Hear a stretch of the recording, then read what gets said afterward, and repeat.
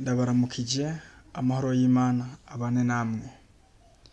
Ku mazina nitwa Uwezo Jekoni, nkaba ndi Umurundi navukiye mu gihugu cy'u Burundi.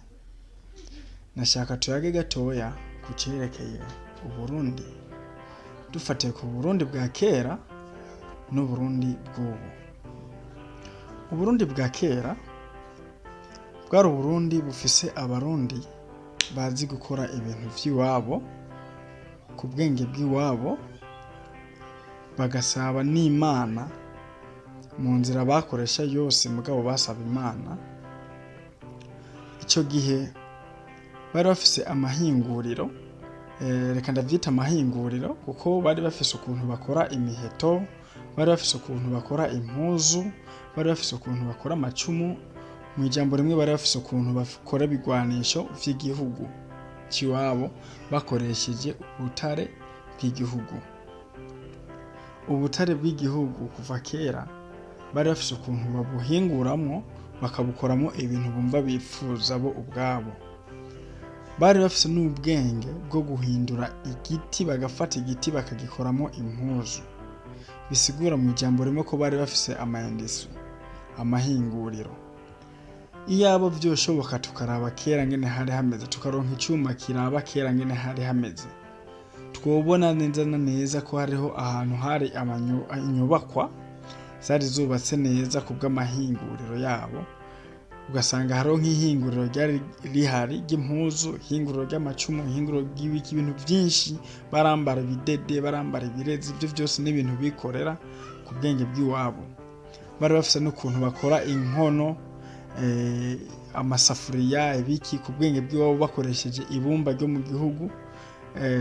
Vyose babihingura bakoresheje ubwenge bw'iwabo, bari babayeho bakoresheje ibintu vy'igihugu n'ubutare bw'igihugu. Kuva aho umuzungu aziriye, amaze kubona ko bari bafise ubwenge, acagomba guhindura ubwenge bw'abarundi, abereka yuko ataco bwari bumaze, abereka yuko ubwenge bwabo ataco bumaze, acabahindura mu mitwe, atadushiramwo ibintu vyiwiwe yumva ashaka. Ari nabwo Burundi bw'ubu tubayeho ubu. Kugeza ubu tubayeho twiyumvira yuko umuntu kugira abeho neza ari mpaka habeho umuzungu imbere yiwe, canke ari uko aba afise ibintu vyakorewe mu bazungu. Kugeza n'ubu ubwenge abazungu bari bafise bwo gukora amasuka, bwo gukora ibibezi, amashoka mu bwenge bw'iwabo, ubwo bwenge ntabwo tugifise. Tubona yuko ubwenge, ibintu vyiza vyose twabonye ko ari vy'abazungu. Burya bwenge abarundi ba kera bari bafise bwo guhingura ubutare, twebwe ntabwo tugifise.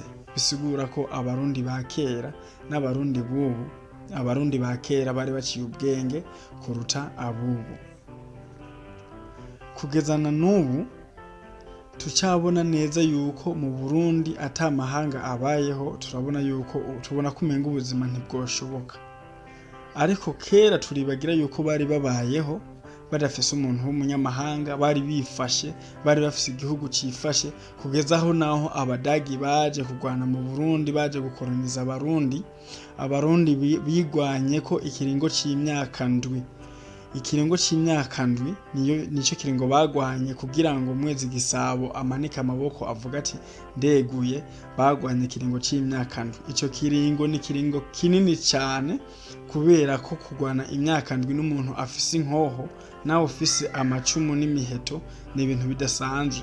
Bisigura ko imyaka ndwi ari imyaka myinshi cyane bagwanye igihe kinini. Rero bisigura nimba bagwanye ico gihe, n'igisoda c'ico gihe gishobora kuba cyari gikomeye gusumba icubu, kuko n'ibintu bitangaje cyane kugwana n'umuntu afise inkoho, wowe ufise icumu kagwana ico gihe kingana uko. Vyoshobora